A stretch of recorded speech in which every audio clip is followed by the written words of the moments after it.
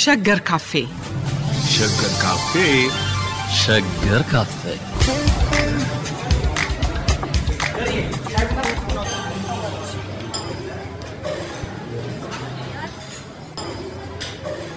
በዚህ በሸገር ካፌ ጠረጴዛ ውይይታችን ላይ የስከዛሬ ሰላም ጥረቶች ለምን የምንፈልገውን ሰላም አላስገኙልንም በሚለው ላይ በማተኮር ውይይት እናካሂዳለን። የዛሬው የውይይታችን ተጋባዥ ዶክተር ዮናስ አሽኔ ነው።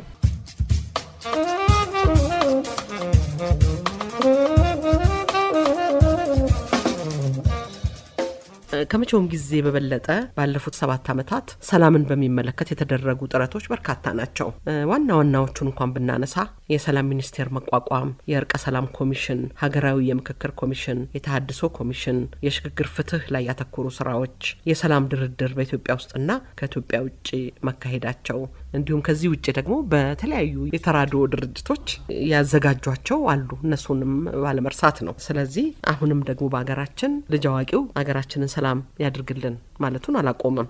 እስቲ የማህበረሰቡ የሰላም ጥያቄዎች ምን ያሳዩናል? ከዚህን ጀምር ምን ይነግሩናል? በጣም ጥሩ ሰፊው ማህበረሰብ በአደባባይ የሚሆኑ በማጀት የሰላምን እንዲመጣ ልመና ጥያቄ በተለያዩ ቋንቋዎች ሰዋሰዎች ጽንሰ ሐሳቦች እስከዛሬ ድረስ ስለ ሰላም የምንሰራቸው ስራዎች ምናልባት እኛ ጋር ወይ አልደረሰም ሰላም ወይ አላየነውም ወይም የጦርነቱና የግጭቱና የዚህ ቫዮለንሱ እኛ በጣም አሰቃይቶናል እንደ ቀንበር ላያችን ላይ ተጭኗል ወጣቶች ላይ ነው የተጫነው ወጣናቶቹን ስና የነገ ተስፋቸው ብዙ አይታየም ያለ ሰላም ይሁሉ ሊመጣ አይችልም ስለዚህ የሰላምን ጥሪና ምኞት ከማህበረሰቡ የሚወጣ ሰዋሰው ፍልስፍና ሐሳብ ይዘው የመጡ ይመስላል እኛ ሀገርም አንቺም እንደጠቀሽው ስራዎች ሲሰሩ ቆይተዋል ግን በተጓዳኝ ደግሞ የግጭቱ አንድ ቦታ ጸጣለ ሰላም መጣ ስንል ሌላ ቦታ እየፈነዳ ሌላ ቦታ እየመጣ ሰዎች የተፈናቀሉ እየሄደበት ያለው ሁኔታ ነው ያለው ስለዚህ ጥያቄዎች ብዙ ጥያቄዎች እንድናነሳ የሚጋብዝ ይመስለኛል ግን በየቤቱ አይ ቲንክ ማድማጮች ብዙ ጊዜ በዚህ አካባቢ የተለያዩ መራግብሮች የቤተሰብ መራግብሮች ጋር እንኳን ሲካሄድ ትልልቅ ሰዎች በብዛት ሲመርቁ ሀገራችንን ሰላም ያርግልን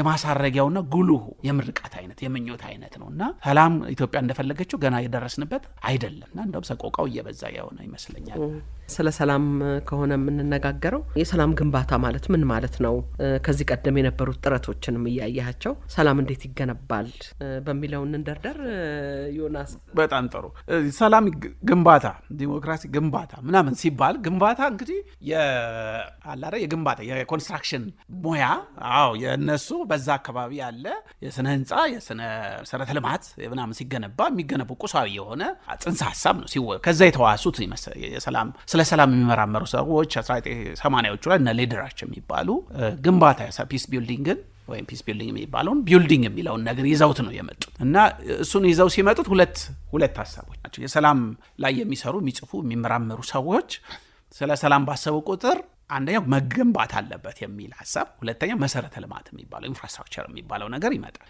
ይሄንን የተዋሱበት ምክንያት የሰላም ስራዎች አንዳንዴ ንዑሳን ይሆናሉ በአንድ አካባቢ በአንድ ቦታ ላይ በአንድ ጉዳይ ላይ ብቻ ያተኩራሉ ስለዚህ አንዱ ማህበር ወይ ቡድን ለምሳሌ የሰላም ድርድር ላይ ብቻ ላይ ያተኩር ይችላል ስለዚህ የሰላም ድርድር ብቻውን ሰላም ላይ ያመጣ አይችልም ሌላው ደግሞ ተነስቶ ፍትህ ላይ ለሰራ ኢትዮጵያም ውስጥ ፍትህ ላይ የሽግግር ፍትህ እንደምንለው ፍትህ ላይ ብቻ ያሰራል ይችላል ሌላኛው ሰዋዊ እርዳታዎችን ማምጣት ለስደተኞች ላይ የተፈናቀሉ ሰዎች ላይ መስራት የሚል ደግሞ ሌላ ጠረጴዛ ሌላ እንቅስቃሴ አለ ስለዚህ ንዑሳን የሆኑ ማአት በተለይ ዓለም አቀፉ ማህበረሰብ ስለ ሰላም ራሱን ተዋናይ አድርጎ ወስዶ ወደ ግጭት ወዳለባቸው ሲገባ እያንዳንዱ መስሪያ ቤት ተቋማት የራሱን ኤቶስ የራሱን መንፈስ የራሱን ህልም እና ራሱ አተኩር ለወገንተኛ ነኝ ለሚለው ጽንሰ ሐሳብ ፍልስፍናና ጉዳት የደረሰበት ሰው ለህፃናት ለወጣቶች እንዳለ ለማህበረሰቡ ወይም እንደሚያምንበት ፍልስፍና ኢኮኖሚውን ብናገነባ ሰላም ይመጣ ኢኮኖሚው ሳይሆን ዲሞክራሲን ብንገነባ ፖለቲካ ፓርቲዎችን ብናቋቁም ስቴት ቢልዲንግ አስተዳደር ስራዎች ብንዘረጋ ሰላሙን በዛን እናመጣለን የሚሉ እርቅ ብናመጣ ደግሞ የሚሉ አሉ እርቅ ፍትህን እኩልነትን ብናመጣ የሰላም መሰረትን እንጥላለን ሰስተነብለ ዘላቂ ሰላም እናመጣለን የሚሉ ብዙ ንዑሳን የሆኑ የሰላም ስራዎች የበዙ ስለመጡ እነዚህን ማስተሳሰር ያስፈልጋል ህብር ማምጣት ያስፈልጋል የሚለው ለመተንተን የተጠቀሙበት ቃል ስለዚህ መሰረተ ኢንፍራስትራክቸር ሲባል እነዚህ ንዑሳን የሆኑ የተለያዩ አውዶችንና ጉዳዮችን ይዘው ሰላምን ዘላቂ ሰላም ለማምጣት የሚሰሩ የትግል የተበታተኑትን ማስተሳሰር እንደሚያስፈልግ ለማስመር ሲፈልግ መሰረተ ልማት የሚለው መሰረተ ልማት ስንገነባ መሰረተ ልማቱ መተሳሰር አለበት። ስለዚህ ለሰላም የተሰሩ መሰረተ ልማቶች ከተሳሰሩ ስለዚህ የሰላም ግንባታ የሚለው ጽንሰ ሐሳብ ግጭት በተካሄደባቸው አካባቢዎች ወይ በሚካሄድባቸው አካባቢዎች ግጭቱን ለማቆም ቀውሱን ለትራንስፎርም ወይም ለማሸጋገር አዲስ ግጭቶችና ቫዮለንስ ወይም ሙከቶችም ግጭቶችም ጠመንጃ ማንሳት ማኩረፍም እንዳይመጣ ደግሞ ዘላቂ የሆኑ መድረኮችን በማምጣት ሰላማዊ መንገድ ቫዮለንት ያህል መንገዱን አንደኛው እየተካሄደ ያለውን ነገር ማሸጋገር ሰላምን አውድ ማምጣት ጥላቻን ጠላትነትን ማቆም ጠመንጃውን ጸጥ ማሰኘት ከዛ የልማትና የሰብአዊ ጉዳዮችን መስራት ነው። ሁለተኛ ሌላ ጸብ የሚያመጡ ነገሮችም ካሉ በፖለቲካዊ መንገድ መፍትሄ እንዲያገኙ ማድረግ። ስለዚህ ሁለቱም አንደኛው ኢንተርቬንሽን የምንለው ነው። ግጭቶቹን ባሉበት ቀውሶቹን ልክ እንደ እሳት ማጥፋት ማቆም እነሱ ላይ ደግሞ ሌሎች ተደራራቢ የሆኑ ዘላቂ የሆኑ የሰላም ስራዎችን መስራት።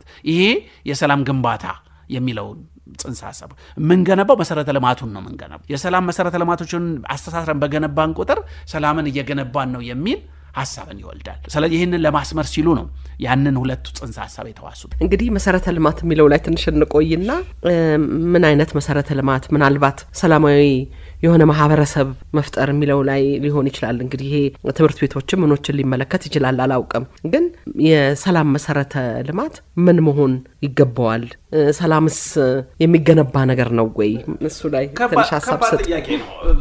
መጀመሪያ እንግዲህ ሰላም ሰው ላይ ነው የሚሰራው አይደለ? ሰው የሰው ፖለቲካዊ ሁኔታ ነው፣ ማህበራዊ አውድ ነው፣ ማህበራዊም ሁነት ነው አይደለ?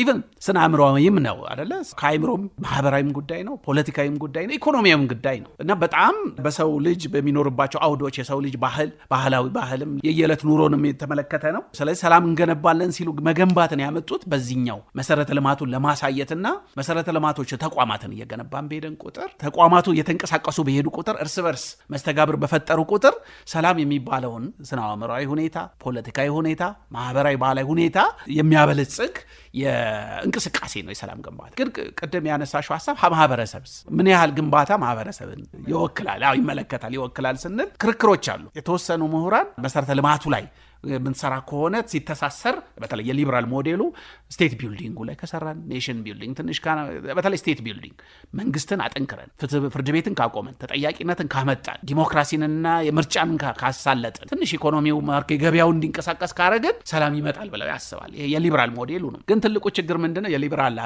ሞዴሉ ማህበረሰብ የምንለውስ ምንድነው? ራሱ ማህበረሰብ በገበያ ብቻ ነው ወይ ሰው የሚመጣው? ህግና ስርዓትስ ብቻ ህግና ስርዓት ብቻ በፍርድ ቤት ብቻ ሰላምን ማዋለድ እንችላለን ወይ? ፍርድ ቤት ብቻ ማለት አሁን በጦርነቱ በግጭቱ ውስጥ ያጠፉ ወታደሮችን ያጠፉ ግለሰቦችን ያጠፉ አገሮችን ያጠፉ ፖለቲከኞችን በፍርድ ቤት ከሰን ፍርድ ቤት ውስጥ ክሪሚናል ጀስቲስ የምንለው የወንጀለኛ መንገድ በክስ መንገድ ብናመጣ ሰላምን የእውነት ያመጣልናል የሚል ክትችት ይመጣበታል ማለት ነው። ስለዚህ ገበያውንም ብናሳልጥ ገበያው ራሱ ምናልባት ግጭቱን የሚያሳልጥ የሚያበረታታ ገበያ ሊሆን አይችልም ወይ? ስለዚህ ገበያውም ፍርድ ቤቱ ብቻውን ወይንም ምርጫም ራሱ ብቻውን ሰላምን ላያዋልድ የማይችልባቸው ማህበረሰብ ሰፊ ሊኖሩ ይችላሉ። ምክንያቱም ሰው ለገበያ ወይም የክሪሚናል ጀስቲስ ብቻ ብሎ አይደለም የሚኖረው። ሰው ማለት እንግዲህ ከዛ ከገበያም ከፍርድ ቤትም ከዲሞክራሲ ተቋማት ውጭም ሌሎች ብዙ ውስብስብ ማንነት ያለው ነገር ነው። ለምሳሌ ባህልን፣ እሳቤን፣ ሰላምን የማይሸጥ የማይለውጥ ሊሆን ይችላል። ሰላምን በፍርድ ቤት ሳይሆን በዛፍ ስር ላገኝ ሊለን ይችላል። ራሱ ማህበረሰቡ የሚናገርበት ትምህርታዊ ነገር አለ።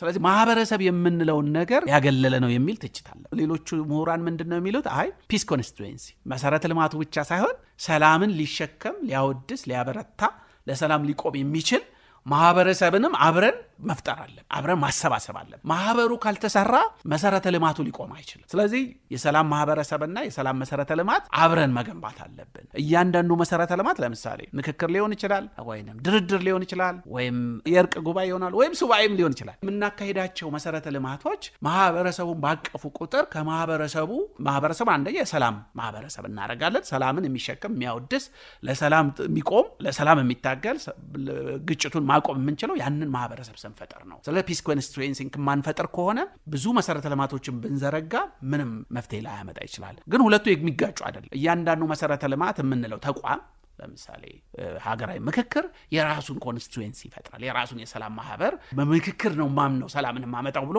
የሚሰባሰብ ማህበር ሊኖር ይችላል። ወይንም የሽግግር ፍትህ የምንለው በሽግግር በፍትህ ሲመጣ ነው ሰላም የሚመጣ የሚል ደግሞ ማህበረሰብ ይመጣል። ስለዚህ የተለያዩ መሰረተ ልማቶቹን በሰራን ቁጥር ማህበረሰቡን እናመጣለን። ግን ማህበረሰቡንም በደንብ ባካተተ መልኩ መሰረተ ልማቱን ብንገነባ መሰረተ ልማቱን ደግሞ ማህበረሰቡ ውስጥ ያለውን ባህል፣ እሴት፣ ቋንቋ፣ ሰዋሰው በብዛት ማቀፍ ከቢችል በሁለቱ መካከል መስተጋብር ይኖራል። ስለዚህ ኢንፍራስትራክቸር ወይንም መሰረተ ልማቱ ብቻ ሳይሆን ማህበረሰብንም ማህበረን መገንባት አለበት። ማህበረሰብ መገንባት ማለት አለረኮ የስነ አእምሮ ጉዳይ ነው፣ የእውቀትም ጉዳይ ነው፣ የክህሎትና የጥበብም ጉዳይ ነው። ለሰላም ይሻላል፣ ሰላም ይበልጣል ብሎ ብዙ ሰዎችን ኮንሺየስ እንዲሆኑ ካልሆኑ በሰላም መልክ የምንፈልገውን ነገር እናገኛለን እንዲሉ ህብረተሰቡ የሚጠይቀውንም ጥያቄ በሰላም አውድ ውስጥ እንዲጠይቅና እንዲያመጣ ማድረግና በዛ እንዲያምን አድርጎ ማንነትን መገንባት ማለት የሰው ልጅ ማንነት ይገነባል እና ይሄ ሳብጀክቲቪቲ የምንል ሰውን መገንባት ለጦርነት ብለን ወጣቶችን መገንባት እንችላለን። ቫዮለንት አድርገን ወይ ሰላማዊ አድርገን በሰላም መንገድ ውስጥ ሁሉን ነገር ይተው አይደለም። ሰላምን በሰላም መንገድ የሚፈልጉትን የፍትህ፣ የእኩልነት፣ የማንነት፣ የእውቅና ጥያቄዎች በሙሉ በሰላም አውድ ውስጥ ማግኘት እንደሚችሉ የሚያምኑ የሚታገሉ ተዋናዮችን ማህበረሰቡ መገንባት ማለት ይሄን በገነባን ቁጥር እነሱ ራሳቸው መሰረተ ልማቶቹን በጣም ያበለጸጉት ያጠነከሩት ይሄዱና ለሰላም ለዘላቂነት ሰላም መሰረት ይጥላሉ። ስለዚህ ሁለቱ የተጋጩ አይደል። መሰረተ ልማቱንም እየተገነባ ማህበረሰቡንም በሰላም ዙሪያ ማሰባሰብና ለሰላም የሚታገል በሰላም ውስጥ የሚፈልገውን ነገር እንዲያገኝ የሚያምን የሚታገል ማህበረሰብ ማድረግ ይቻላል የሚል ደግሞ ክርክሮች አሉ። ግን ሁለቱንም ማስታረቅ ደግሞ ይቻላል፣ አብሮ መሄድ ይቻላል። አሁን እንግዲህ እኛ ሁለት ምሳሌዎች ማንሳት እንችላለን አይደለ?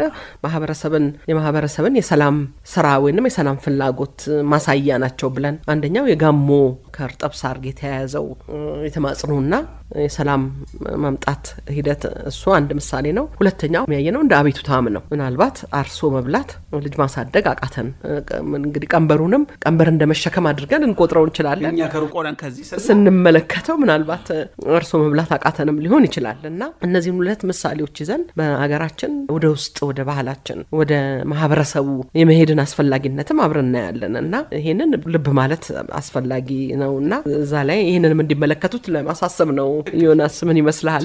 በዚህ በሰላም ጥናት ድርሰቶች ውስጥ ሁለት ጥያቄዎች ይነሳል። አንደኛው አሁን አንቺ ያነሳሽው ጥያቄ ነው። ሁሉ ጊዜ ሰላም በተለይ አፍሪካ ኤዥያም ውስጥ ሲነሳ የመጣው ይሄ ዓለም አቀፉ ማህበረሰብ የሚያወድሰው የሚያምንበት የሰላም መንገድ ሰላም ይገነባል ብሎ የሚያምንበት የሊበራል ሞዴል አለ። ይሄ ሞዴል ምንድነው? አንደኛው ቅድም ያልኩት ስቴቱን ቢልድ ማድረግ፣ ገቨርናንስ አስተዳደሩን ማሳለጥ፣ ዲሞክራሲን መጀመር፣ ዲሞክራታይዜሽንን በተቋሚ ፓርቲዎችንም ፍትህ፣ ነጻ ፕሬስን እነዚህ የዲሞክራሲ መለኪያ የምንላቸውን እነሱን ማበርታት፣ በተለይ ሰብአዊ መብት ጉዳዮች ቅድሚያ ይሰጣቸዋል። ሰብአዊ መብት ከተባለ ዋናው የሰላም ፒላር ነው በምዕራቡ ዓለም የሊበራል ፒሱ ሂውማን ራይትስ እና ሰው ማለት የግለሰብ መብትም በተለይ በግጭቶች ውስጥ ጉዳት ሰለባ የሆኑ ማህበረሰቦችን በሂውማን ራይት ዲስኩር ውስጥ የነሱን ጉዳይ ቪክቲም ሰለባዎቹን ፍላጎት ካላደረስን በስተቀር ሰላም ሊመጣ አይችልም ብሎ ያምናል። ሌላው ገበያውን ማሳለጥ፣ ገበያው ደግሞ ሰዎች ተወዳዳሪ ናቸው የገበያ እንስሳ ነን ብለው ነው ዲፋይን ሰው የሚደረገው። ስለ ገበያው በተሳለጠ ቁጥር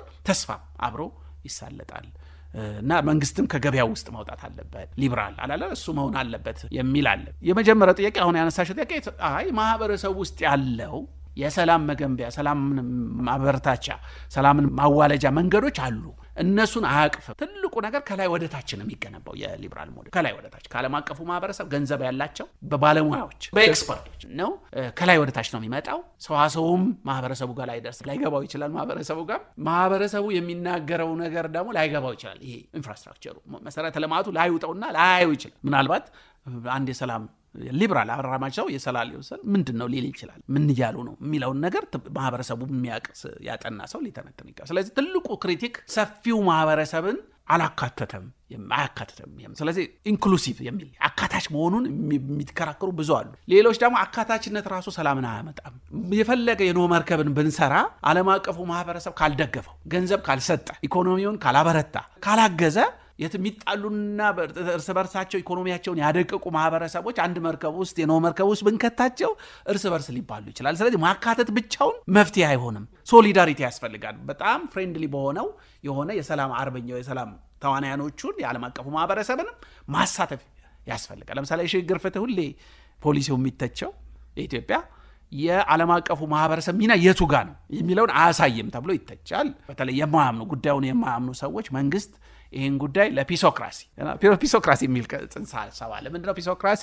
የሰላም መንገዶች መሰረተ ልማት ይገነቡና ዝም ብሎ የማስተዳደሪያ መንገድ ይሆናል። ማት ተቋማት ይገነባሉ፣ ማት ቢሮክራሲ ይገነባል፣ ግን ማስተዳደሪያ ብቻ ይሆን። ሰላምን አያዋልድም፣ ግን አስተዳደርን ስልጣን ያደረጃል፣ የስልጣን ዕድሜ ያራዝማል። ስለዚህ ትችቱ ውጭ ያለው ተቃዋሚው ክሪቲካሉ የሚለው አይ እነዚህ የሰላም መሰረተ ልማቶች አንዱ ማህበረሰብን አላካተተም፣ ሌላው ደግሞ ዓለም አቀፉ ማህበረሰብ አላካተተም፣ ሶስተኛ ተቃዋሚን በደንብ አልተወከለም፣ ስለዚህ አልተካተተም የሚል አለ። ግን ብናካተትም ደግሞ ስናካት ሁሉንም ከማህበረሰቡም በደንብ ማምጣት አለበት። ዓለም አቀፉ ማህበረሰብም አቅም አለው፣ ጉልበት አለው። ሰላማችንን ሊያደፈርስ ይችላል ወይም ጸባችንን እንድንፈታ እርቅ እንዲወርድ ሊያግዘን ይችላል። ስለዚህ በሁለቱ ያንን ሚዛን መፈለግ ነው። ያንን የሚዛን የመፈለግ ጉዳይ ነው ማህበረሰቡና መሰረተ ልማቱን።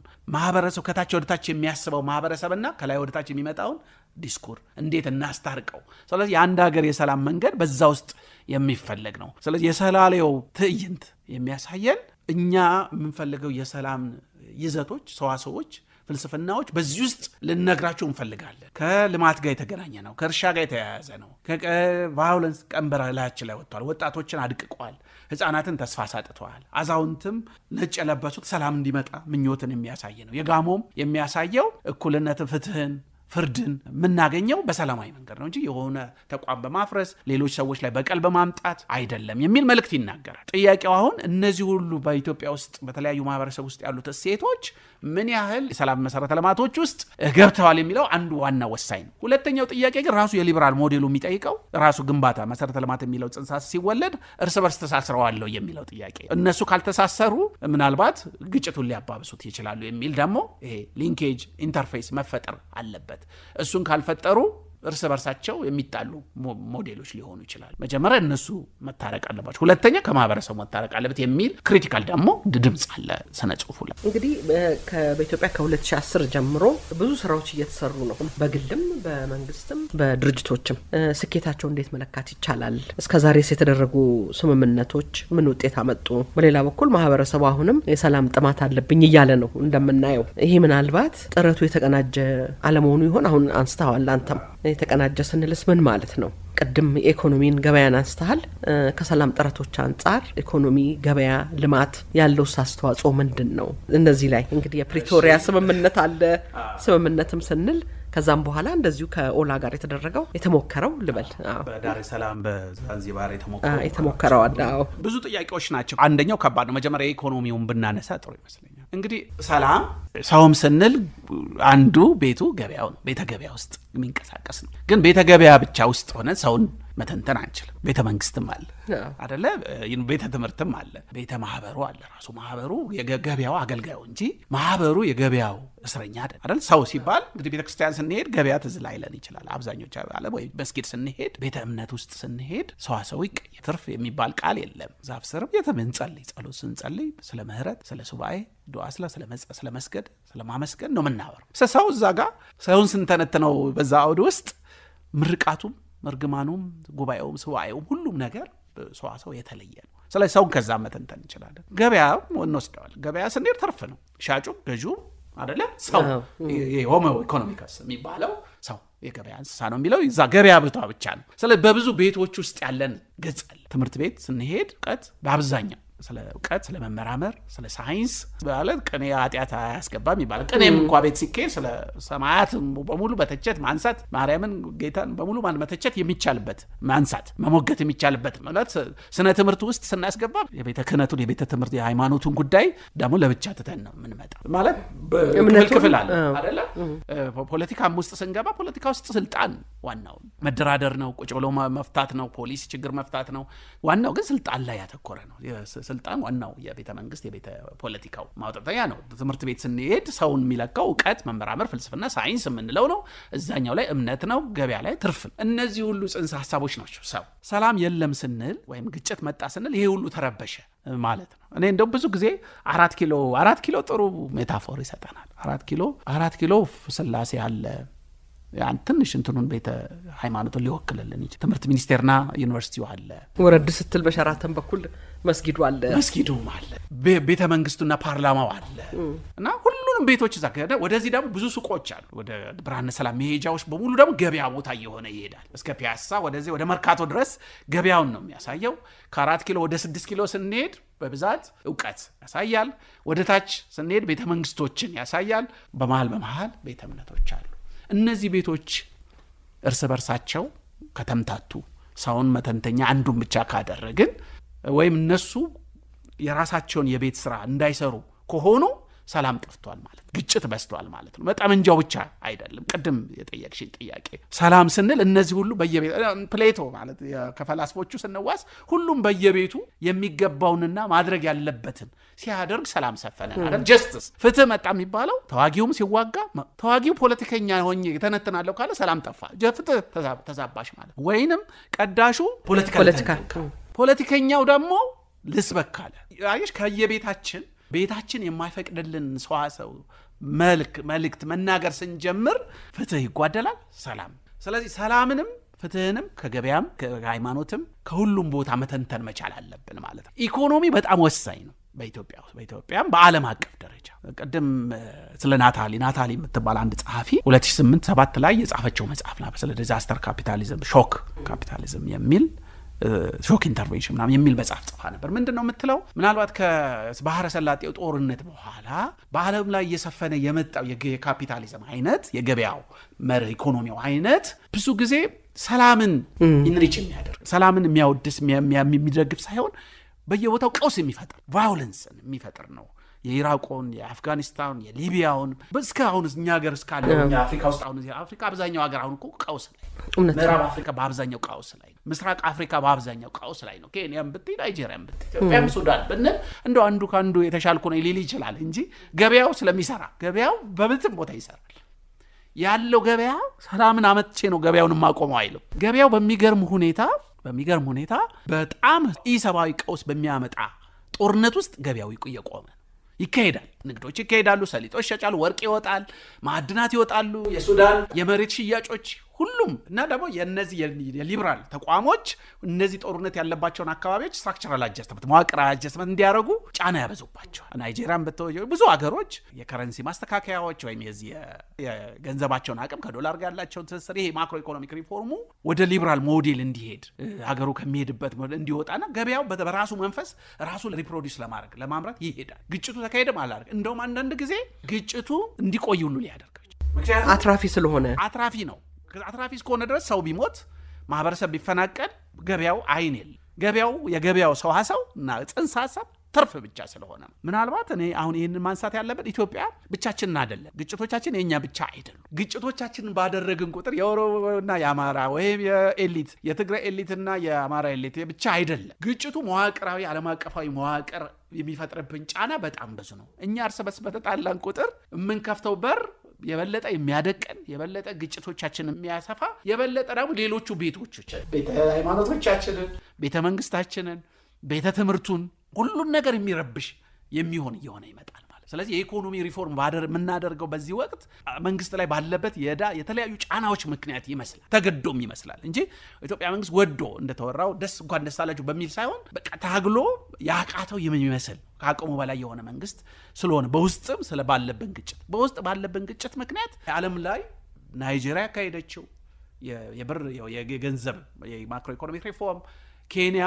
ከምዕራቡ ዓለም ጋር እንደዛ የፕሬዚዳንቱ በጣም እጅና ጓንት በሆነበት ወቅት ማህበረሰብ አምጽ ነው። ስለዚህ የሆነ የሀገር መንግስታትን እጅ የሚጠመዝዝ ማህበረሰብን የሚያገል ገበያ ራሱን እያስፋፋ የመጣ ይመስላል። ስለዚህ ገበያ በጣም ወሳኝነት አለው። ሁለት እያንዳንዱ ማህበረሰብ ደግሞ ተስፋ አለው ማለት ስለ ፍትህ ስናወራ ፖለቲካዊ ኢኮኖሚያዊም ነው ክሪሚናል የህግም ፍትህ ነው የምናወራው። ሰዎች ስራ ማያገኙ ወጣቶች ተፈጥረው ስራ ማያገኙ ከሆነ ስራ ማግኘት ሳይሆን ስለ ስራ አገኛለሁ ብሎ ተስፋ የማያደርግ ወጣት ለጠመንጃ ቅርብ ነው። ማትሪክ ያው ሁሉ ጊዜ ስለ ማትሪክ ሲወራ ይሄ ሁሉ ዩኒቨርሲቲ ገንብተን የምናሳልፈው ሰው 3% ለምን ይሆናል? አንዳንዴ ፖለቲካዊ እኔ የትምህርት ሰው የስነ ትምህርት የኤዱኬሽን ሰው አይደለም፣ ግን ዩኒቨርሲቲ ገብቶ ራሱን እንዲለውጥ የሚያስችል ዩኒቨርሲቲ አድሚሽን የማትሪክ አርቲፊሻሊ ነው እኮ የምንወስነው አይደለ? ባውንደሪውን ፈተና የምናወጣው እኛን የምንፈትነው አውዲ የሆነው አገሩ ቀውስ ላይ ዓለም ቀውስ ላይ ነች፣ መንፈሱ የተረበሸ ነው። በዚህ ውስጥ የምንፈትናቸውን ልጆች 3% ብቻ ገብታችኋል አልቻላቸውም ብለን የምናደርገው ነገር ተስፋ ከኢኮኖሚያችንም ከፖለቲካው ጋር ከጦርነቱ ጋር ይገናኛል። እንደውም እነዚህ በርካታ ዩኒቨርሲቲዎች በተሰሩበት ጊዜ የማትሪክ በጣም ብዙ ልጆች ማትሪክ እንዲያልፉ ይደረግ ነበርና በስልጣን ላይ የነበሩት የቀድሞ ጠቅላይ ሚኒስትር አቶ መለስ ተስፋ እንስጠው ለዚህ ወጣት በሚል ነው ዩኒቨርሲቲ እንዲገባ በገፍ እንዲገባ የተደረገው የሚል ነገር አንድ ሰው ሲናገሩ ሰምቻለሁ። ኮሚቴ ውስጥ ነበርኩ የሚሉና ጥሩ ነው ያነሳው። ይሄም እንደ በአሁኑ ሰዓትስ ይሄንን ማጥበብ ትክክል ነው ወይ ነው የምትለው አይደል?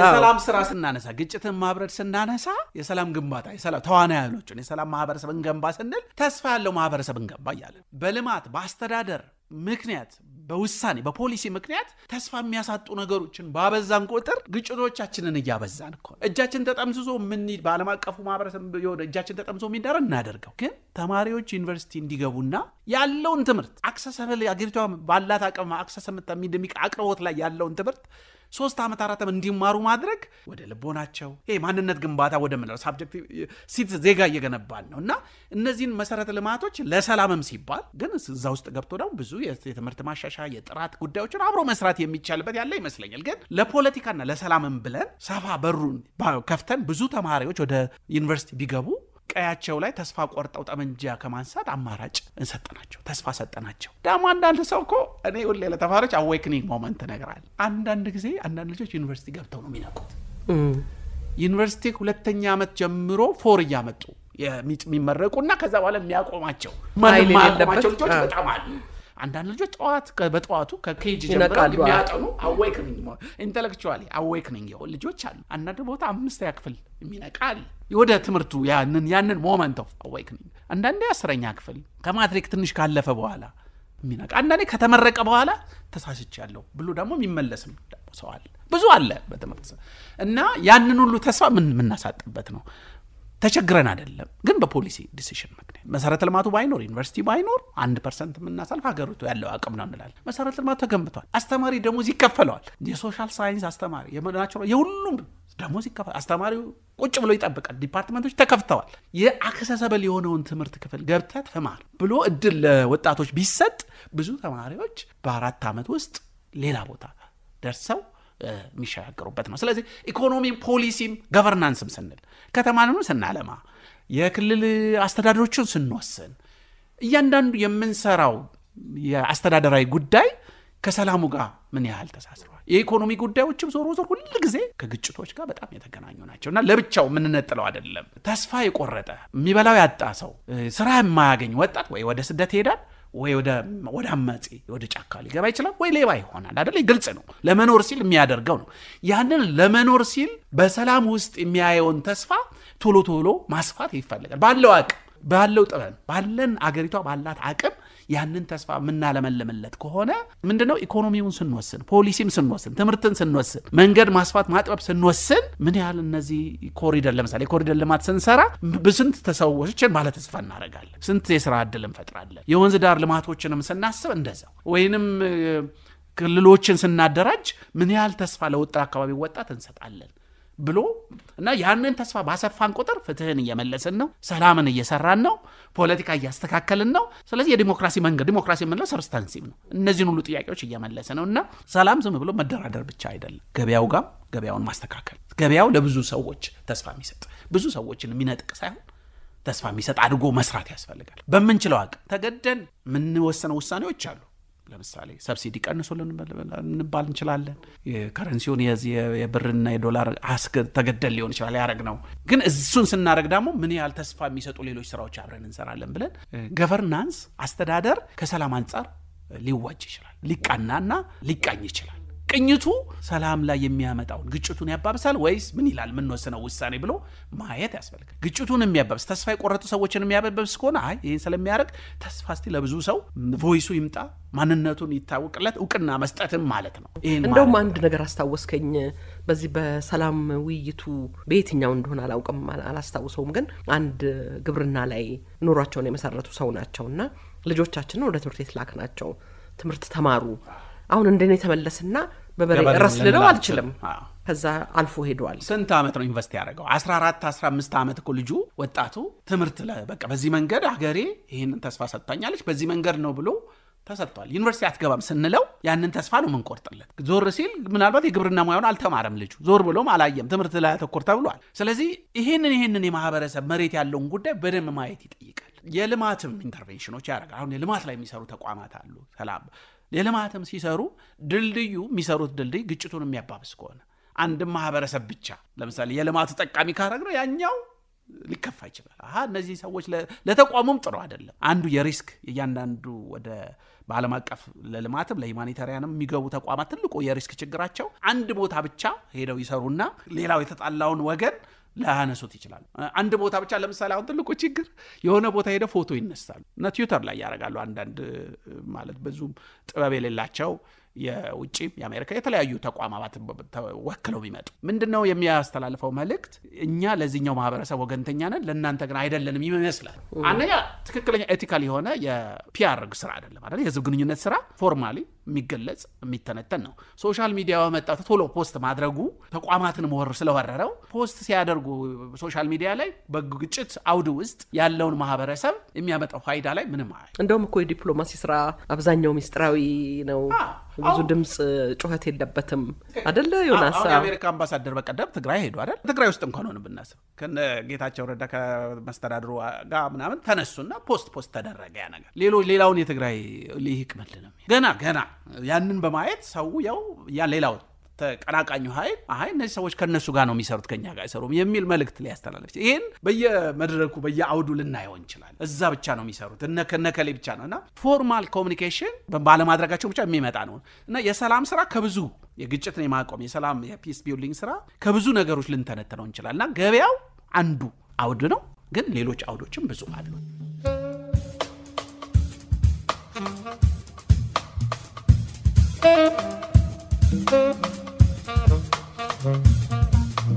ዮናስ በአገራችን ዘላቂ ሰላም ለማምጣት የሚያስችለን መፍትሄ ምን ሊሆን ይችላል የሚለው ላይ ብንነጋገር የመዋቅሮቹ እርስ በርስ ግንኙነት ምክንያቱም ቀደም ብሎ የተጠቀሱት ለመጀመሪያ ጊዜ ነው አይደል የሰላም ሚኒስቴር መስሪያ ቤት የተቋቋመው ስለዚህ የሱ ስራው ምንድነው የሌሎቹስ ምንድነው የሚለው የእርስ በርስ መዋቅሮቹን ግንኙነት እንግዲህ ጠቀስ አድርገዋል የልማት ስራ በአገራችን በአብዛኛው የክልል መዋቅሮች ልክ እንደ በሁለት አገሮች መካከል እንዳሉ የድንበር ግጭቶች እየሆኑ ነውና ያንን የፈታንበት መንገድስ ወደ ሰላም የሚያመጣ ነው ወይንስ ይበልጥ ችግሮች የሚፈጥርብን ነው የሚለውንም በዛው አብረህ ብታየው ብዬ ነው የሚደረጉ አንዳንድ እንቅስቃሴዎች ቅድም እንደተነሳው እንደ የአሜሪካ አምባሳደር መጀመሪያ ነገር የአሜሪካ አምባሳደር ወደ ትግራይ ሲሄዱ እንግዲህ የፌደራል ጉዳይና የክልል ጉዳይ የተለያየ ነው አይደለ ትክክል ምንድነው አሰምሽናችን ከመጨረሻው ጥያቄ የውጭ ጉዳይ በደንብ ክሊራንስ ሰጥቷል ብለን እናስባለን ማንኛውም የሎካል አካባቢያዊ ጉዳዮች ላይ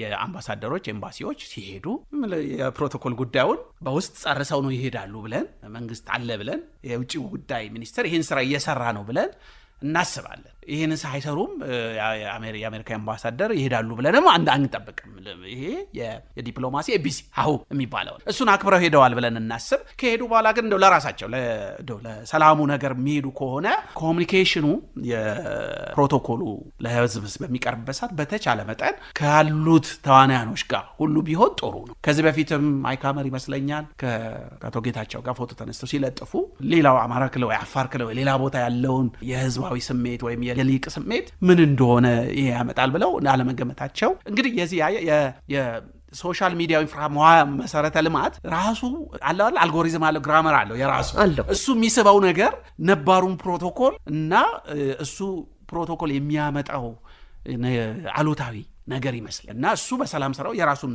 ኮሙኒኬሽን የራሱ ችግር ያመጣል ፎርማሉን ግን መያዝ ስለ ሰላማችን እናገዛለን የሚሉ ተዋናዮች በሙሉ መደበኛውን የህዝብ ግንኙነት ስራ መንገድ ቢከተሉ ለነሱ አዋጭና ለሰላሙም የተሻለ ይሆናል ብለን እናስባለን እንግዲህ በኢትዮጵያ ጉባኤም አለ የሰላም ጉባኤዎች እየተካሄዱ ነው አይደል የምክክር የሀገራዊ ምክክሩ የሚያካሂዳቸው ብዙ ጉባኤዎች አሉ ንግግሮች አሉ አጀንዳ ማምጣቶች አሉ ብዙ ረድፎች እየሄደ ነው ከቅድመ ለዝግጅት ጀምሮ ወደ ዝግጅት ምዕራፍ አልፎ ወደ እየሄደ ነው የራሱን እንደው ይቀንዳውጣም ፍጥነት ይዞ ቀስ እያለ በተረጋጋ መንፈስ እየሄድኩ ነው ብሎ ይነግረናል ከዚህ በፊት ብዙ ሰርተናል ስለ ሀገራዊ ምክክር ስራዎች ቤኔፊት ኦፍ ዘ ዳውት እንስጣቸው። እኔ ሁሌም የሰላም ጠረጴዛዎች ላይ ተስፋ አልቆርጥም። የግል ፖለቲካዬም ስለሆነ ነው ይመስለኛል፣ ወይም እንዲሁ ስሰራም ተስፋ ቶሎ ስለማልቆርጥ ይሆናል። ግን እነዚህ የሚሰሩ ተቋማትን ማገዝ መደገፍ በሚለው ሁሌም በዚህ መድረክም በሸገር ላይ ተነጋግረን የሀገራዊ ምክክር የናሽናል ዳያሎግ በተለያዩ ሀገሮች ያለው ተሞክሮ እንዴት ሄደ፣ እንደው ፕሮሰሱ ጥሩ የሆነ በሄደ ቁጥር የሚሰራው አሻራ ብዙ ይሆናል። እነዚህም የመጡ ባለሙያዎች ከተለያየ ቦታ የመጡ ባለሙያዎች ስለሆኑ ራሳቸው ኮንስቲትዩንሲያቸውን ይገንቡና ያሳምኑን በስራቸው ብለን አሁንም በዚህ መድረክ እሱን ኤኮብና እሱን ብንደግፍ ጥሩ ነው ብዬ አስባለሁ። ሲወለድ ጀምሮ ደግሞ ሲነቅፉት የነበሩ ሰዎች አሁንም ነቀፋውን የሚያካሂዱ ወዳጆች አሉ።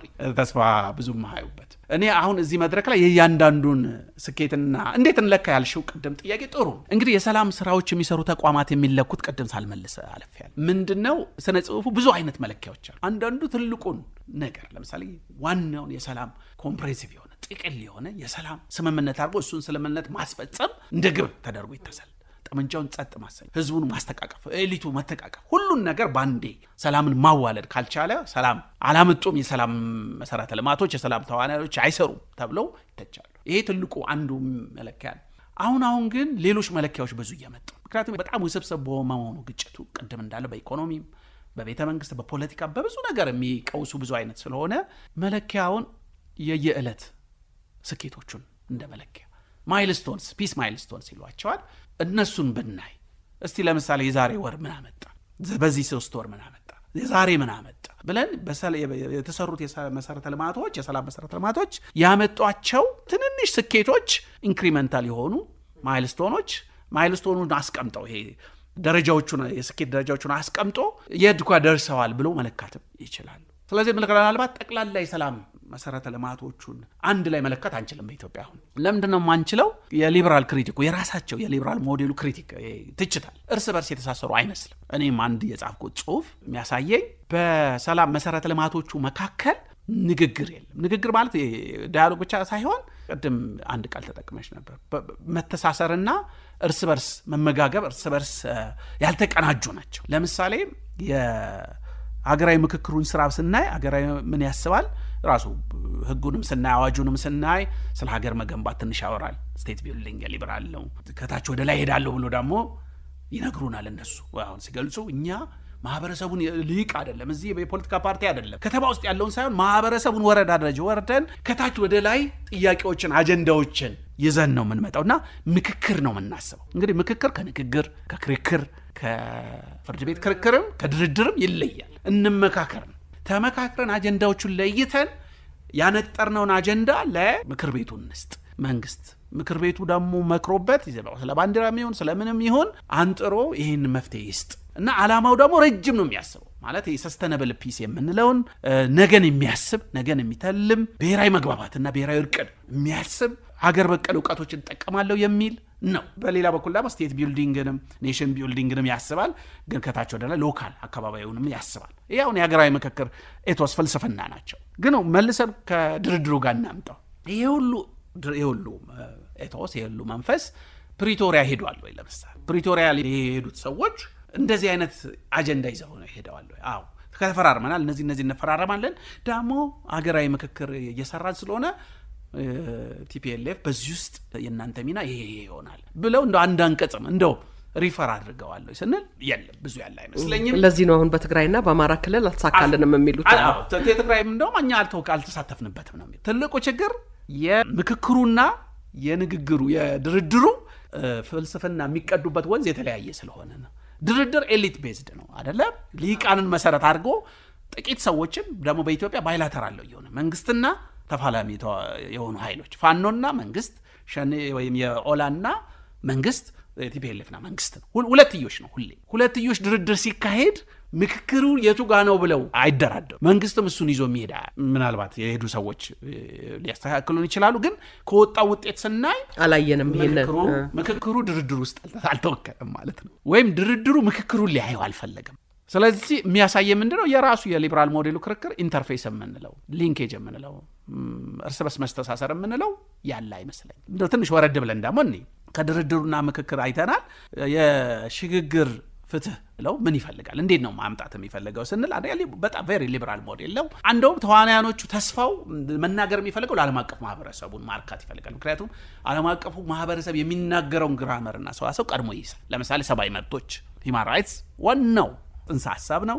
የግጭቱ ሰለባዎች ቪክቲምስ በጣም እነሱን ሴንተር ያደርጋል። ሰብአዊ መብትን ያደርጋል። ከፍርድ ቤት ኮርትሩም ፍርድ ቤት ፍትህን ያዋልዳል ብሎ በጣም ያሰምራል። ያጠፉ ሰዎች እንዴት ተለይተው እዛ ውስጥ ይሄ ተጠያቂነት ምንለው ፍርድ ቤት ውስጥ የፍርድ ቤት ፍትህን ያደርግና ትንሽ ደግሞ መለስ ብሎ ሪኮንሲሌሽን እርቅን፣ ትሩዝን፣ ፍትህን ምንድነው ምህረትንም እርቅንም ኑዛዜንም ምንድነው ሁሉንም ወደ ፍርድ ቤት አይወሰድም። ማህበረሰቡ ውስጥ ያለውን ንስሐ መግባትን ትሩዝ ቴሊንግ እንደ ንስሐ ከወሰድ ነው። እርቅንም ይዞ ይመጣል። ጉባኤም ያስባል። በፖለቲካም ቢደራደሩ ለማቀፍ ይሞክራል። ገበያም ቦታ ይሄዳል። ይሄኛው የሚገርመው ካሳን ያነሳል እና ሪኮንስትራክሽን ያነሳል። ስለዚህ ምንድነው ሲያነሳ ስፋቱ ወደ ፍርድ ቤትም ይወስደናል፣ ወደ ገበያም ይወስደናል። በካሳና በሪኮንስትራክሽን መልሶ ግንባታ ምክንያት ወደ ፖለቲካ ጉባኤም ይወስደናል፣ ወደ ድርድርም ይወስደናል፣ ወደ እርቅም ማዕድ ይወስደናል። ወደ ማህበረሰቡ ለመሄድ ይሞክርናል። ፕሮሚስ ያደርጋል ፖሊሲው ግን ኦፕሬሽናል የሆነ ኮኔክሽን ከምክክሩ ጋር የለው። ስለ ምክክር አያወራም። ለምሳሌ ምክክር የምትለዋን ጽንሰ ሐሳብ አላየው። ምክክር የሚለውን ጽንሰ ሐሳብ ሽግግር ፍትህ ፖሊሲው ላይ ምን ያህል እንዴት ያቅፈዋል ብለን እንድንጠይቅ ያደርጋል። እና በተግባርም እንዴት ይገናኛሉ? መቼ ነው የሚገናኙት? ሲዝናል የሆነ ወቅታዊ የሆኑ አብረው የሚሰሩባቸው መግለጫዎች ምኖች አላየንም። የአገራዊ ምክክር ኮሚሽነሮቹ ከዚህ ከሽግግር ፍትህ ከሰሩ ኤክስፐርቶች ጋር ምን ያህል ግንኙነት አላቸው? ማን ነው ደግሞ ለምሳሌ አጀንዳው ላይ ለምሳሌ ምክክሩ የሚያመጣው አጀንዳ እርቅ ነው ዋናው ጉዳይ።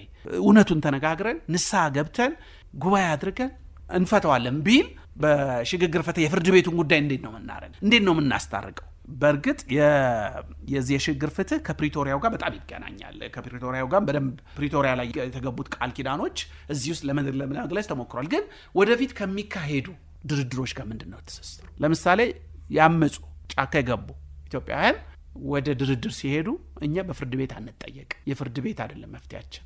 መፍትያው ፖለቲካዊ፣ ኢኮኖሚያዊ፣ በገበያ፣ በካሳ፣ በሪኮንስትራክሽን እና በእርቅ በንስሐ ብቻ እንዲያልቅ ነው የምንፈልገው ቢሉ የሽግግር ፍትሁ ምን ያደርጋል? ፍርድ ቤቱን ይተዋል ወይ? አዋጅ ይወጣል፣ ፖሊሲ ወጥቷል፣ ተቋማት እየተሰሩ ነው፣ ምን ያደርጋል ብለን እርስ በርስ አለመተሳሰራቸው ያመጣብን መንገራገጭ በደንብ ያለ ይመስላል። የሰላም ሚኒስተር ለምሳሌ እንሰራ። የሰላም ሚኒስተር ሲዋቀር እንግዲህ ሰላም ሚኒስትሩ ሙፈሪያት እያሉ በጣም በሰው ኃይል በተሻለ የተደራጀ ነው። አብዛኛው ከዩኒቨርሲቲ ብዙ ሰዎች ከዲያስፖራ ጭምር ገብቶ ብዙ ስራዎች ሲሰሩ ብዙ ዶክመንቶች ሲወጡ ብዙ ሙከራዎች ተደርገው አለመታደለው ነው የሀገሩ የፖለቲካ ላንድስኬፕ ምህዳሩ በጣም ወደ ግጭት እየሄደ ባለበት ሰዓት ስለሆነ ስራቸውንም ላናይ ሆኗል። ግን የምናየው ዶክመንቱ ሲታዩ የሚያስበው ስለ ፖዚቲቭ ፒስ ያስባል። ስለ ቅድም ስለ ሰላም ሴት ምንነት ስናነሳ ዘላቂ የሆነውን ማህበረሰብ ስለ ሰላም የሚቆም ለሰላም የሚታገል የሚፈልገውን ዳቦም ይሁን ፍትህ፣ እኩልነት በሰላማዊ መንገድ ውስጥ የሚፈልግና የሚታገል ሰውን መገንባት፣ ሰው ላይ መስራት፣ ዜጋ ተኮር ሰላም ምናምን ይላሉ። የሚለው ብዙ ፍሬምወርኮች አሉት። የሰላም ሚኒስተር ሚናው ምንድን ነው? ለምሳሌ በሽግግር ፍትህ ውስጥ፣ በምክክር ውስጥ፣ በድርድር ውስጥ ስንል ግልጽ አይደል። የሰላም ሚኒስተር ይሄን ማስተባበር ይችላል ወይ? ሌሎች ተቋማት ስንል ምንም የሚገልጽ የለም። የልማት የሚወስኑ ሰዎች ምናልባት እንደው የሰላም ሚኒስተርን ወይ ከሽግግር ኮሚሽኑ ከተወሰኑ ኮሚሽኖች ጋር ንግግር ያደርጋሉ ወይም ከንቲባዋ ክብር ከንቲባዋ እንደው አንዳንድ ውሳኔዎች ሲወስኑ ከተማውን በተመለከተ ስለ ሰላም እና ስለ ግጭት የሚያማክራቸው ሰው አለ ወይ? የሰላሙ ስራ ትንሽ ተስፋ ወጣቶች ላይ ተስፋ እየሰራን ስለሆነ ይሄን ነገር ብንበረታበት ብሎ የካቢኔው ራሱ ሲወስን የከተማው ካውንስልም ካቢኔውም ሲወስን የጠቅላይ ሚኒስትር ጽሕፈት ቤትም ጭምር ይህን ነገር እንደ አንድ አጀንዳ ይዙታል ወይ ብለን ስናነሳ እንግዲህ የሚታወጁ አዋጆች፣ ውሳኔዎች፣ የፖሊሲ ውሳኔዎች ራሱ ሰላም ላይ ከሚሰሩት መሰረተ ልማቶች ራሳቸው እርስ በርስ የተሳሰሩ አይደለም። እርስ በርስ የሚገናኙበት መድረክ የለም። ስለዚህ ትልቁ ሊበራል መሰረተ ልማት የምንለው የሰላም መሰረተ ልማት የሚለው ጽንሰ ሐሳብ በተሰራበት አውድ አይደለም። መሰረተ ልማቶች የተሰሩት ለብቻ የቆሙ ሐውልቶች ናቸው።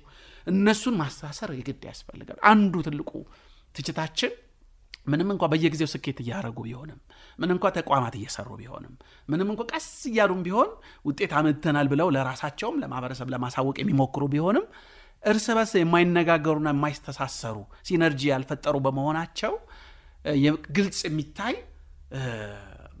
ያለ መስራት ሁኔታ በደንብ ይታያል ማለት ነው። ወይንም ስራቸውን የሚያጠለሽ ወደ ኋላ የሚጎትታቸው ፍጥነት እንዳይኖር የሚያደርግ ውጤት እንዳይኖር የሚያደርግ ማይልስቶኖቹን ቶሎ እንዲያመጡ እንዳያስችላቸው ለምሳሌ የተሐድሶ ኮሚሽንን እንሰደው። የተሐድሶ ኮሚሽን አዲስ ኮሚሽን ነው። ይሄ ዲሞቢላይዜሽን፣ ዲስአርማመንት እና ሪሃቢሊቴሽን ብዙ ዲዎች አሉ። ዲዎቹ እየበዙ ነው እና ብዙ ትውልዶች አልፈዋል። እርሱ ራሱን የቻለ ብዙ አለ። በኢህአዴግ ጊዜ የተሐድሶ ኮሚሽን ተዋቅሮ የተሞከሩ ሙከራዎች ትችቶች አሉት። ለምሳሌ በፊቱ አሸናፊዎች ፍትህን ያዋለደ አሸናፊዎቹ ፈራጅ ተሸናፊዎቹ የተፈረደባቸው ቪክተርስ ጀስቲስ ነው ማለት። አሁን የሽግግር ፍትሁ ማረም የሚፈልገው ከሱ ጋር ለማውራት ይሞክራል።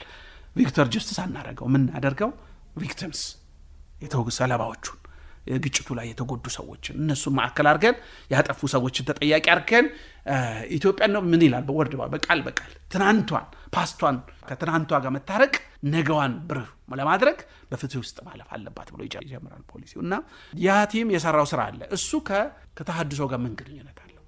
የተሐድሶ ስራ የታጠቁ ሰዎችን መታጠቅን ራሱ ዲስአርም ማድረግ ነው አይደለ? መታጠቅ ወታደሩ ብቻ ሳይሆን ብዙ የታጠቀ ሲቪል ስላለ እሱ ጽንሰ ሐሳቡ ራሱ ወደ ሰላም ግንባታ የሰላም ማህበረሰብ ግንባታ ጋር ያተኩራል።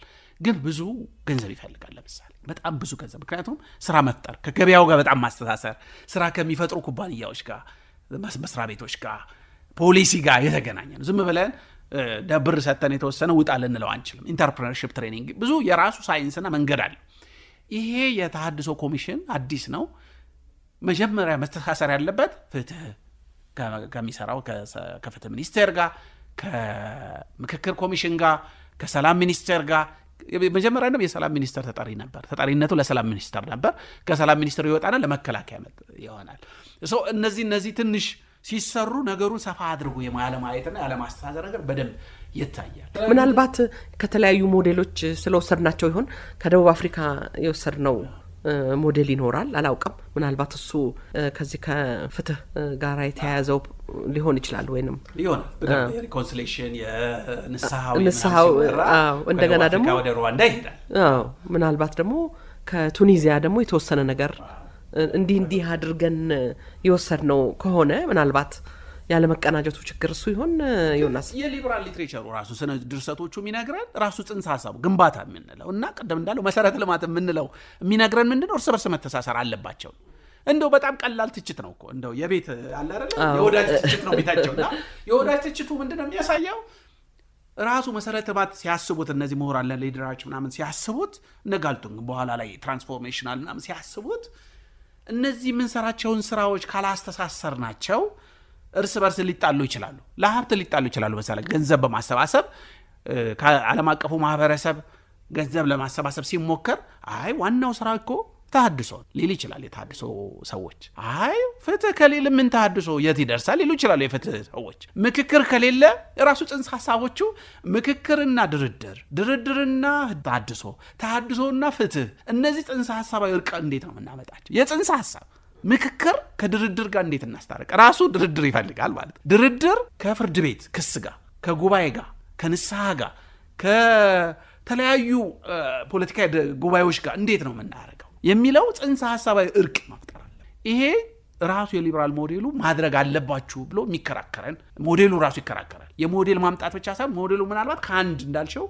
ከቲጄ ከትራንዚሽናል ጀስቲስ ቲአርሲ ከሚባለው ከደቡብ አፍሪካ ከወሰድ ነው እሱም ብቻ ነጥለን ካመጣ ነው ፖለቲካል ጀስቲሱን ድርድሩን በፓርቲዎች መካከል ያለውን ድርድር እየተው ነው ኮፒም ካረገን ምናልባት ከናሽናል ከዚህ እንዳልሽው ከንዑስ ሞዴሎች እየወሰንን ከሀገር ብቻ ሳይሆን ከንዑስ ሀገር ውስጥም ገብተን ከአንዷ ሞዴል ትራንዚሽናል ጀስቲስ በየሀገሩ እንዲሰራ የምትለዋን ብቻ ከወሰድን አገራዊ አውዱን ኮንቴክስቱ ካልተነተንን ሁሌ ሚስ እናደርጋለን። ያቺን ንዑሷን ብቻ ነው ኮፒ የምናደርገው። ስለ ናሽናል ዳያሎግም ሲወራ ናሽናል ዳያሎጎች እንዴት ሰሩ፣ ግን ከሽግግር ፍትህ ጋር እንዴት ተሳሰሩ፣ ከተሐድሶ ጋር እንዴት ተሳሰሩ፣ ከድርድር ጋር ምክክር እንዴት ተሳሰረ የሚለውን ካላጠናን ሁሌ ሚስ እንደዛ ሊሆን ይችላል። ግን ዋናው ነገር አሁን የሚያስተባብራቸው ማስተባበር እንደሌለባቸው በጣም ግልጽ ጽንሰ ሐሳባዊ የፍልስፍና ለምሳሌ የሽግግር ፍትህ ነው የሚያስበው። ለዛውም ሰብአዊ መብት ላይ ያተኮረ ሂውማን ራይትስ ዲስኮርስን የያዘ ፍርድ ቤትን የያዘ ፍትህ ነው መጀመሪያ ቅድሚያ ሌሎቹም ቢያመጣቸውም በኋላ የምክክሩ የሚያስበው አገር መገንባት ከታች ወደ ላይ በማምጣት ማህበረሰቡ የሚለውን በመስማት ወደ ቤተ ማህበሩ ሲሄድ ይሄኛው ወደ ፍርድ ቤት ይሄዳል። ድርድሩ ደግሞ ወደ ሊቃኑ ወደ ቤተ መንግስት ነው የሚሄደው። ሊቃኖቹ በየቤተ መንግስቱ ትንንሽ ማይክሮ ቤተ መንግስቶች ተገናኝተው ድርድር ካመጡ ድርድሩ ገዢ ነው። ትልቁ ነገር ቅድም የተሳትፎን ስናወራ ይሄ ሪል ፖለቲክስ የሚባለውን ተሳትፎን የሚያራምዱ ሰዎች ሚስ ያደርጉታል። ሪል ፖለቲክስ እንግዲህ የኃይል ጉዳይ ነው። ማንጋ ነው ኃይል ያለው? ድምፁ ማንጋ ነው ያለው? ማንን ብናደራድር ፒስ ሰላም እናዋልዳለን ብለን ስንጠይቅ አብዛኛው ድርድር ጋር ይግድ መሄድ አለበት። ድርድር መሰረታዊ ነው። መንግስትም ከቲፒኤልኤፍም ከኦላ ከኦሮሞ ነጻ አውጪ ግንባር ታጣቂዎችም ከፋኖ ታጣቂዎችም ጋር ያስፈልጋል ብሎ አምኗል። በአማራ ክልል የሰላም ካውንስል ይሄን የሚያሳል ተቋቁሟል እና ድርድር ወሳኝ እንደሆነ በደንብ ገልጾት ይወጣል። መንግስትም ያመነበት ነው። ግን ድርድሩ ከምክክር ጋር እንዴት ይሰራ? ድርድሩስ እንዴት እናምጣ? ድርድሩን ከፍትህ ጋር እንዴት ነው የምናያይዘው? ፍትሁስ ምን ያህል ከፍርድ ቤት ውጭስ ምን ያህል ፖለቲካዊ ፍትህ፣ ኢኮኖሚያዊ ፍትህ፣ ሪኮንስትራክሽን እና ካሳዎች ሰውን መልሰን ወደ ነበረበት ህይወት ቅድም 4 ኪሎ ወዳል ነው ወደ ተረጋጋው ቤት ሁሉን ነገር መመለስ ያስፈልጋል ሰላም ስንል።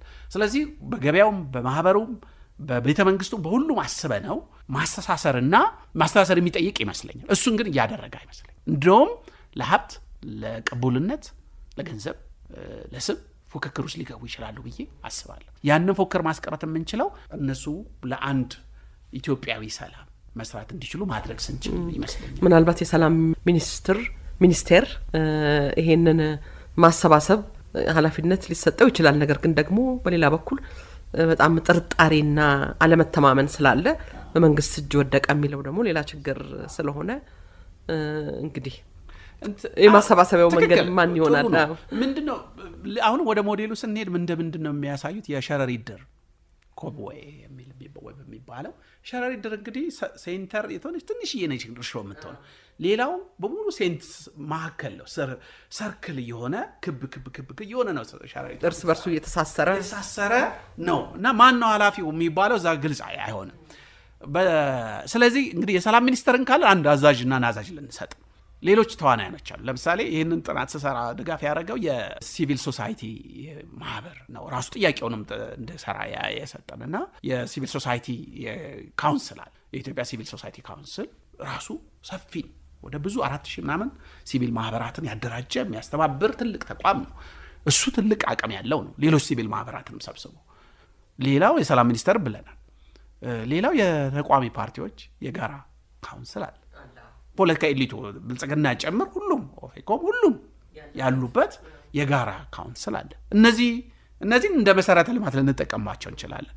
ኃላፊ ማንም ሳይሆን ምናልባት እኔ ምከራከረው እነዚህ ሶስቱ በሰርኩሉ ላይ መሃል ሆነው ሌሎቹም የምክክር ኮሚሽኑም የሽግግር ፍትህ የምንሰሩትም የታድሶ ኮሚሽንም ሌሎችም ኮሚሽኖች በሙሉ ሌሎችም መሰረተ ሰላም ላይ እንሰራለን የሚሉ መሰረተ ልማት የሚሰሩ ያስተዳደሩን የሚወክልም ጠቅላይ ሚኒስትር ጽሕፈት ቤትን የከንቲባዎችን የክልል ተዋን የሚወክሉ ሰዎች መሃል ላይ ሆነው ያንን የሸረሪት ድር የሚመስል የሰላም መሰረተ ልማት መገንባት፣ ያንን የሸረሪት ድር የሚመስል የሰላም መሰረተ ልማት መገንባት፣ እሱን ለመገንባት ግን ጽንሰ ሐሳባዊ እርቅ፣ የፍልስፍና እርቅ የሚያስፈልጋቸው ይመስለኛል። ይህንን እንግዲህ መንግስት ብቻውን ይስራ ከተባለ በጣም ጥርጣሬ ግጭት ውስጥ ሁሌ ትረስት ወሰን። ስለዚህ መንግስት ብቻውን አይሆንም። ተቋሚ ፓርቲውን ብናመጣ በጣም ጥሩ ነው። ሲቪል ማህበሩን ብናመጣ ሲቪል ማህበራት ላለፉት 4 ዓመታት የሰላም ጥሪ ሁሌ ያቀርባሉ። እነሱም የሰላም ተዋናይ ናቸው። እነሱም ኮንስቲትዩንሲ ማህበር ይዘው ነው የሚመጡት። ሁሉም ማህበር አንድ ላይ ሆኖ ይሄ ሊበራል የሚባለው ሞዴልን በደንብ ሊደግፉት ይችላል ማለት ግን ትልቁ ጥያቄ የሰላሌው ነገር ያሳየን እነዚህ ሁሉ መሰረተ ልማቶች የማህበረሰቡን ሰዋሰው ፍልስፍና የሚናገሩ አይደለም ማለት ነው። እንዴት ነው የሚያነቡት ብዬ በጠይቃቸው ደስ ይለኛል። በሬውን ለወጣቶች የያዙትን ቀንበር፣ ህፃናቶቹን፣ ሴቶቹን፣ አረጋውያን በዛ አደባባይ ላይ ሲወጡ የሚነግረን ነገር የምትሰሩት የሰላም መሰረተ ልማት ከኛ ጋር እየተነጋገረ አይደለም እያለ ይሆን ብለንም እንድንጠይቅ ያደርጋል። ይሄ ክሪቲካል የወዳጅ ሳይሆን የሩቅ ተመልካች ማህበረሰብ ውስጥ ምን ያህል ገብታችኋል?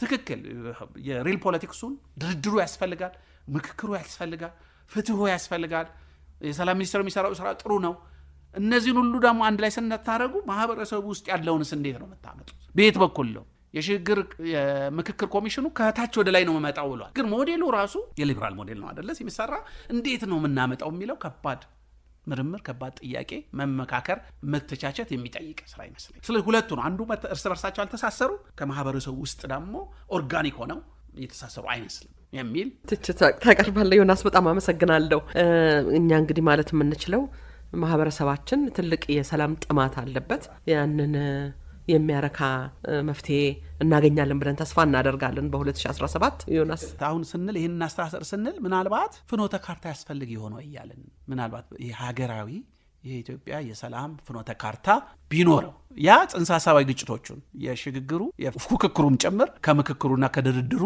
እና ከአስተዳደሩ ከኢኮኖሚው ሪፎርም ጋር የሚያስተሳሰር ኮምፕሬሄንሲቭ ፒስ ፍሬምወርክ የሆነ ፍኖተ ካርታ መሰራት የለበትም ወይ የሰላም ሚኒስተር የፓርቲዎች ጉባኤ የሲቪክ ማህበሩ የፓርላማውም ሌሎችም የነዚህ ዋኖቹ ዳም የሰላም መሰረተ ልማቱን የሚወክሉት የምክክሩ ኮሚሽን የፍትህ ሚኒስቴር ሌሎችም በሙሉ በዚህ ላይ ተሰባስበው ፍኖተ ካርታውን ቢያወጡት የተወጡት ዶክመንቶችን የአዋጁን የምክክሩን አዋጅ ሲቋቋም የፖሊሲውን የሽግግር ፍትህ ፖሊሲውን የሰላም ሚኒስቴር የሚሰራቸው ስራዎችና የሚያስባቸው ዶክመንቶች አሉ እነሱን ሰባስቦ አንድ ፍኖተ ካርታ አውጥቶ ድርድርም ስንሄድ እንደው አይታይት የምናደርገው ወደ ምክክርም ስንሄድ ወደ ፉክክርም ስንሄድ አስተዳደርም ስንወስን ብናየው እንግዲህ የሰላም ስራ የኢኮኖሚ ፍትህ የፖለቲካ ፍትህ የፍርድ ቤት ፍትህ እርቅ ንስሐ ሁሉም እውነትን መናገር ሁሉ ስለሚጠይቅ እሱን ሁሉ ያካተተ የሰላሌም የጋሞንም ሁሉንም ማህበረሰብ ወጥተው ማህበረሰቡ የተናገሩ ሁለቱ በጣም ስፔክታኩላር ሞመንቶች አሉ ሰላሌና ጋሞ ላይ የተካሄዱትና እነሱንም ባቀፈ መልኩ እንዴት ይዘናቸው እናስታርቃቸው የሚል ፍኖተ ካርታ ያስፈልግ ይሆን ወይ ብለንም እንጠይቅ አድማጮችም ሊወያዩበት ሐሳብ ሊሰጡበት የሚችሉ ይመስለኛል ዮናስ በጣም አመሰግናለሁ ስለ ዛሬው ውይይት እንደ ሁሉ ጊዜው